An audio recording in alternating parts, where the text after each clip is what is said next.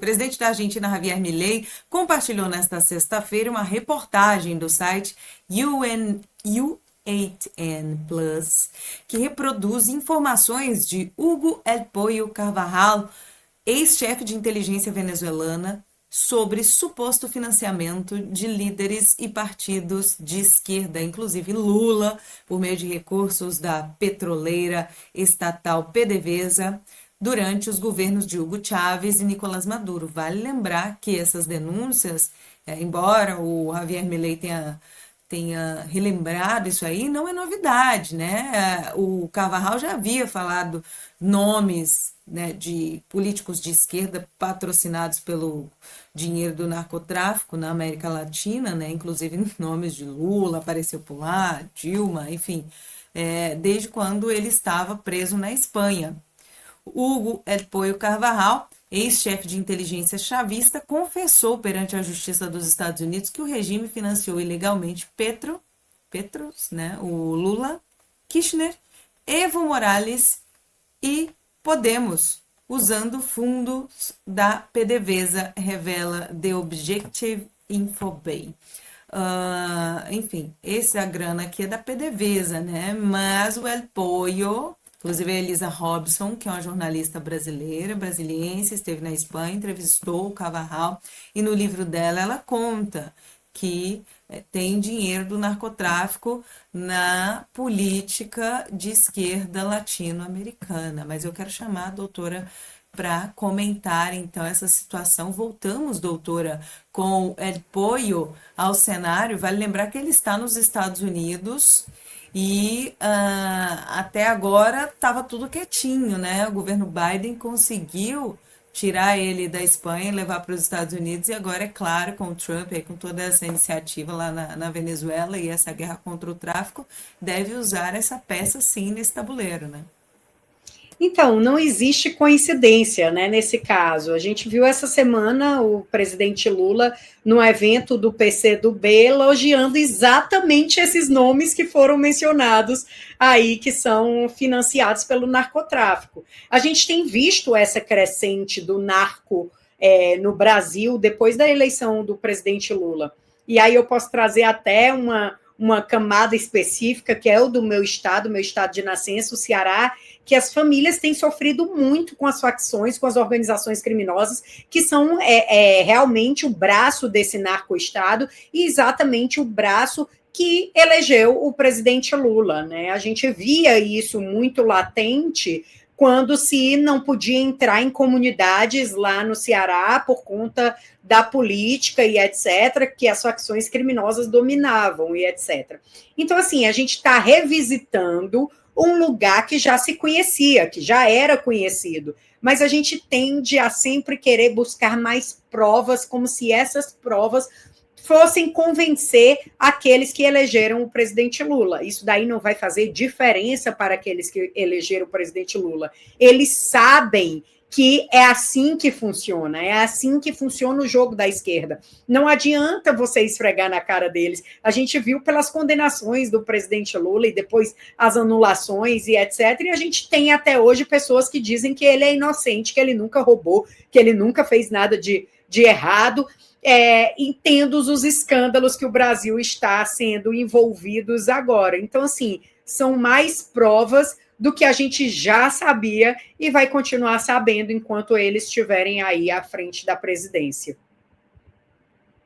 Paulo, agora você imagina o Trump nessa guerra contra o narcotráfico na América Latina, com o Carvajal como um trunfo ali em suas mãos. Vale lembrar que o Carvajal, ele foi cotado para substituir o Chávez, né? Era ele o Maduro ali, houve um acordo, acabou ficando o Maduro, mas enfim, ele ficou com segredos, né? Ele é um arquivo vivo. E aí nós temos quem? Lula, o sancionado, o presidente do país sancionado, podemos dizer o sancionado, né? Que é amicíssimo do Petro, que recentemente estava ao lado do Lula pedindo o Petro, que esteve nos Estados Unidos, chamando os militares americanos para se rebelar contra o governo americano. O Petro que defende abertamente a liberação da cocaína e que defendeu ao lado do Lula recentemente. O André, você tem toda a razão. O Carvajal, ele é uma cria de Hugo Chávez, né?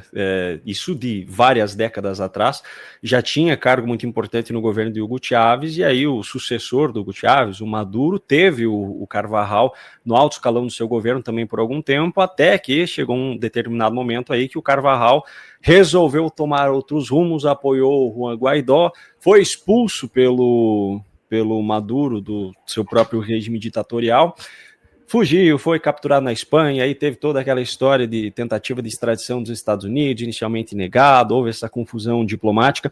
No período em que ele teve na Espanha, ele foi entrevistado por uma jornalista, e aí nesse período aí já surgiu essa primeira declaração, que estamos ainda no campo das suposições por enquanto, né?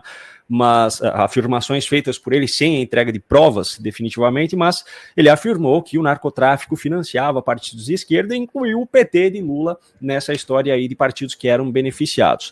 Depois foi extraditado para os Estados Unidos e, como você colocou muito bem também, tudo estava muito quieto nos Estados Unidos, mas não significa que o processo não estava andando.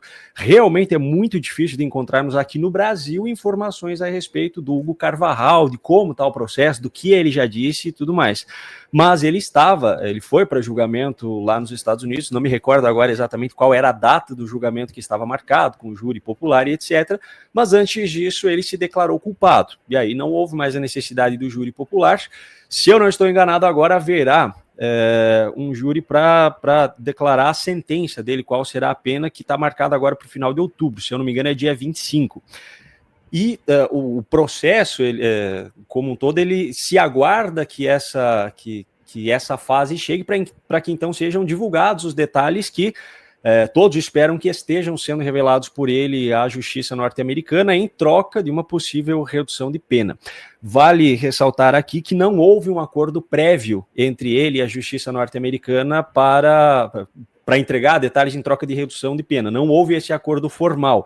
Foi voluntária a confissão feita por ele, mas mesmo assim há a expectativa de que ele revele detalhes. E esses detalhes que estão sendo divulgados agora, o Metrópolis publicou aqui no Brasil, só que aí o Metrópolis cita o UHN Plus. Já entrei aqui no site do UHN Plus. Ele, na sua matéria, já cita outros dois jornais, que é o The Objective e Infobay, então, por enquanto, o disse-me disse a respeito dessas afirmações feitas por ele já lá atrás, na época que ele estava na Espanha. Mas quem tem culpa no cartório nessa história, certamente, nesse momento, não está dormindo nada tranquilo no travesseiro, porque sabe muito bem que viriam agora, nesse prazo que eu mencionei lá nos Estados Unidos, viriam agora confirmações oficiais a respeito da atuação. O Carvajal já confessou que fazia parte de um esquema, já incriminou muita gente ali dentro da Venezuela a respeito do narcotráfico, inclusive, e para que não haja mais narrativa a respeito de interferência da soberania nacional, que os Estados Unidos violam a soberania nacional venezuelana e tal, como Lula já disse, já vou mencionar aqui uma fala dele ontem, o interesse dos Estados Unidos nessa história é justamente porque esse regime venezuelano, que é apontado como chefe do cártel de Los Soles, exportava, né, ilegalmente, obviamente, drogas para os Estados Unidos. Então não é à toa que os Estados Unidos entraram nessa história.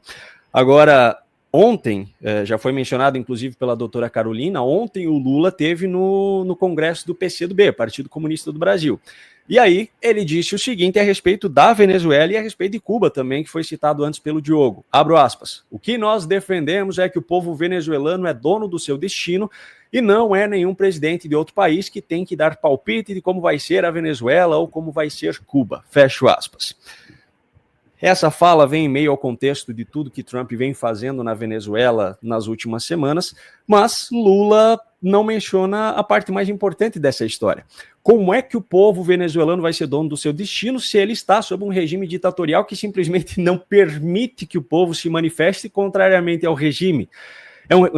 É um regime ditatorial que simplesmente fez um teatro chamado de pleito eleitoral em 2024, não entregou as atas eleitorais, simplesmente se declarou vencedor, usou o Supremo. Olha só que surpresa, né? Nunca vimos isso em nenhum outro lugar, uma cooptação do judiciário daquele país em apoio ao regime, Utilizou o Supremo para declarar Maduro oficialmente eleito, o órgão eleitoral da Venezuela também, mas simplesmente essas atas nunca foram oficialmente entregues pelo governo Maduro para comprovar a sua vitória. E aqui eu abro um parêntese para trazer uma outra declaração feita pelo Lula, não nesse evento do PCdoB, mas na quarta-feira, um evento no Rio de Janeiro. Tudo isso está no YouTube, para quem quiser conferir. Ele disse o seguinte: isso vai ao encontro do que nós estamos falando agora em relação à Venezuela e um eventual posicionamento que o Brasil adotaria, independente de que tipo de conflito estamos falando, e também em relação à guerra comercial com os Estados Unidos. Vejam só, abro aspas. Porque é isso que é a cara do Congresso Nacional. Eu só contextualizar aqui, foi aquele discurso em que o Lula falou na cara do Hugo Mota que o Congresso era o pior de todos os tempos. A grande imprensa falou sobre isso, mas não falou sobre essa parte. Abro aspas mais uma vez. Porque é isso que é a cara do Congresso Nacional. É o resultado da consciência política que vocês tiveram no dia das eleições, depois não adianta reclamar. Se a gente quer fazer guerra contra um país, a gente não pode mandar um soldado que vai ficar do lado do outro país. A gente vai ter que mandar um soldado que vai lá para derrotar o outro. Fecho aspas.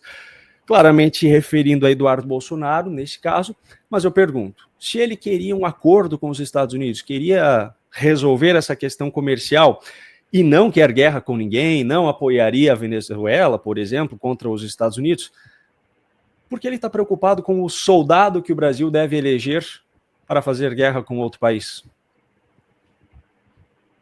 Olha, Paulo, eu tenho uma resposta para você. Quem tem culpa tem medo. Eu já acho que tem culpa eu, tem culpa você, tem culpa todo mundo. Todo mundo está culpado nessa história. Eu não tenho culpa. Você não tem? Então, tá bom. Não tem nada a ver com isso. Diogo, e aí? Vale lembrar que tudo isso que o Paulo citou aí dessas declarações recentes do Lula foi logo depois da reunião, né? Foi depois da reunião, né, Paulo? Depois da reunião entre o Mauro, o Vieira, essa no Rio de Janeiro foi na quarta-feira. Esse evento do PCdoB foi ontem à noite. Foi durante, né? Eu acho, mais ou menos. Durante a reunião. O PT foi uma gracinha. Ele continuou falando besteira, assim, tipo, não é não querer ser sancionado, é querer ser mais sancionado ainda, né? É claro, né? Senão ele não tem desculpa para colocar a culpa em alguém pelo desastre que tá o Brasil. Mas vai lá, Diogo. Vamos lá. Eu vou contar uma historinha curta, então. Em novembro de 2021, 2 procuradores italianos foram visitar o Carvajal na Espanha. Naquele episódio, eu disse que, na minha leitura, ele já estava abrindo a boca. Era sobre isso. Pouco tempo depois, mais visitas começaram a acontecer, entrevistas, inclusive a da Elisa, aliás, se eu não me engano, foi em 2021, no final do ano, que até participei de uma live aqui no JCO com a Elisa justamente sobre isso. Muito bem. Ela veio contar o que ela tinha ouvido dele e tudo mais. Acho que foi nessa época que ela fez uma das entrevistas, não sei se a primeira, foi uma delas. Desse ponto para frente, então, eu vou reforçar. Ele já falou boa parte do que ele tinha para falar. O Votokovsky abriu dizendo que ele já tinha listado o financiamento dos estados na América Latina. E aí tem um ponto que as pessoas talvez não tenham em mente, é bom esclarecer. Tanto a questão imigratória na fronteira americana, como o tráfico de drogas, como o dinheiro do tráfico de drogas, são 3 faces, três partes de uma estrutura muito maior que envolve ONGs, que envolve a ONU, que envolve a União Europeia, que envolve o Deep State americano, que envolve o USAID, é muito maior. As campanhas antidrogas pararam nos últimos 20 anos. Vocês não acham estranho? Quem é que determina essas campanhas? Cadê aquelas propagandas de não use drogas, o menino burro na sala bem grande, porque fumava maconha e não passou de ano? Não tem mais. Vocês não acham isso esquisito? Não tem mais investimento nas ONGs com relação a isso. Pelo contrário, todo o trabalho é de legalização do comércio de drogas. Então veja que a estrutura que protege esse tipo de operação é muito maior do que apenas a Venezuela. Acontece que a Venezuela era um hub financeiro nessa estrutura, maior do que apenas o narcotráfico. Isso apareceu na conexão da Venezuela, inclusive com o Irã. O Irã, que, aliás, também opera o narcotráfico. Hoje a gente já sabe que o mercado negro de petróleo venezuelano, por exemplo, que inclusive pedalava para o Irã, diga de passagem, pelas suas sanções, terminava em 11 bancos chineses que lavavam esse dinheiro e devolviam para o Ocidente. E devolviam como? Nas ONGs. Então veja, há uma estrutura grande. E quem é que lucra politicamente com a operação das ONGs? A esquerda. Quanto mais ONGs tem em um país, mais políticos de esquerda eles elegem. Quanto mais políticos de esquerda tem, mais as suas agendas avançam, mais recursos voltam para as próprias ONGs e bem-vindo a um banco simbionte do globalismo. Então, o que eu estou tentando dizer é o seguinte: o Carvajal abriu a boca faz muito tempo. Ele só foi para os Estados Unidos porque abriu a boca. Na minha leitura, o governo Biden levou ele para os Estados Unidos não por opção, mas pela falta dela. Porque naquele momento os seus adversários, no meu entendimento, já tinham acesso a informações suficientes para pressionar os democratas. Por isso, inclusive, estimei que a partir daquele ponto, naquele momento, começaria um movimento Sou Democrata, mas sou limpinho. Que sou democrata, mas não, também não assim. A partir daquele momento, nós veríamos mudança na zona de influência na América do Sul. E o conceito de narcoestado começaria a cair. E não é o que foi o que aconteceu?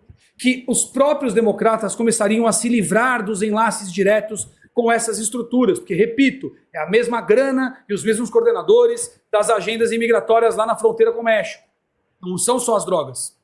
É um mesmo núcleo, é um mesmo bloco. Enfim, poderia até trazer o fentanil, que vinha inclusive do Canadá. Não está diferente. Muito bem. Por quem colocou o voto impresso na Venezuela e criou o problema que desestabilizou o Maduro mundialmente foi o governo Biden, com a desculpa de retomar o comércio com eles. Depois nem retomou o comércio nem nada, e o voto ficou. E ele formalizou a instabilidade na Venezuela. Desde que o Hugo Carvajal foi para os Estados Unidos, o Equador caiu como conceito de narcoestado. Na Colômbia, os 13 maiores narcotraficantes da Colômbia foram assassinados pelo próprio narcotráfico.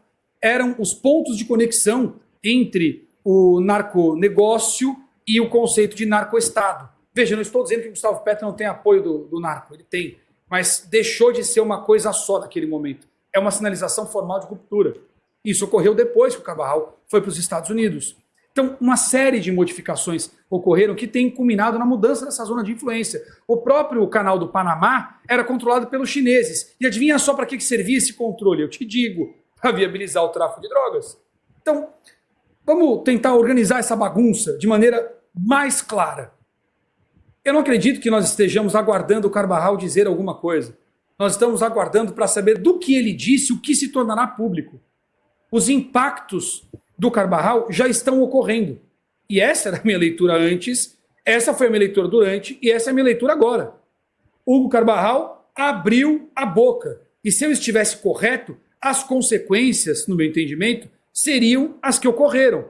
A queda do vários narcoestados na América Latina, a desestabilização do regime venezuelano e a mudança na zona de projeção dos Estados Unidos antes mesmo dos democratas perderem as eleições. E mais, ainda diz que com base nisso, provavelmente o Trump voltaria para a presidência com relativa até que tranquilidade, perto do que eles são capazes de fazer. E que inclusive a agenda de censura seria exposta no ano de 2024, apontando para o Brasil em razão, em parte, começando pelo princípio do Carvajal. Ele foi o ponto inicial dessas transformações na minha leitura. E as demais foram aparecendo durante o caminho, inclusive o caso da censura, por exemplo, onde o Brasil foi pioneiro na parceria do Estado com as empresas americanas. E aí faria sentido, inclusive, que isso eclodisse no ano das eleições nos Estados Unidos, justamente para inviabilizar essas mesmas ferramentas por lá durante a eleição americana, o que também ocorreu. Então, para mim, o Carvajal já abriu a boca. Não acredito que tudo que ele tem a dizer, lamentavelmente, a gente venha saber publicamente, porque as coisas são assim. Quando você negocia a zona de influência, e por isso, inclusive, a gente teve aquele episódio de um dos diretores no Deep State americano que seria substituído. Se esperasse para ser substituído, o Trump precisaria de 90 dias para poder demitir o pessoal que ele queria demitir, e o próprio diretor democrata demitiu mais de 1.000 funcionários antes de sair atendendo aos interesses do Trump.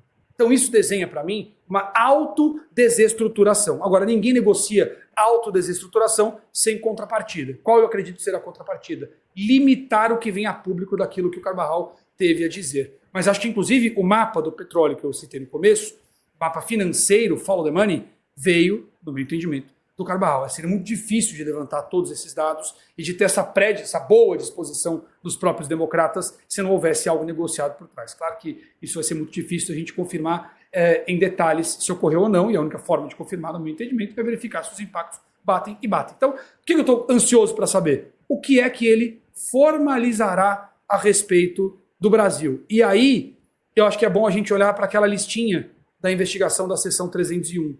Algo me diz que as formalizações em relação ao Brasil vão se conectar pelo menos 2, 3 dos 5 pontos listados. A corrupção, usada como ferramenta, de maneira leniente, está apontado por lá, e o uso das vantagens comerciais do Brasil e dos programas de Estado. Eu acho que esses dois fatores tendem a se conectar com o que deve se tornar público a partir da delação do Carvajal.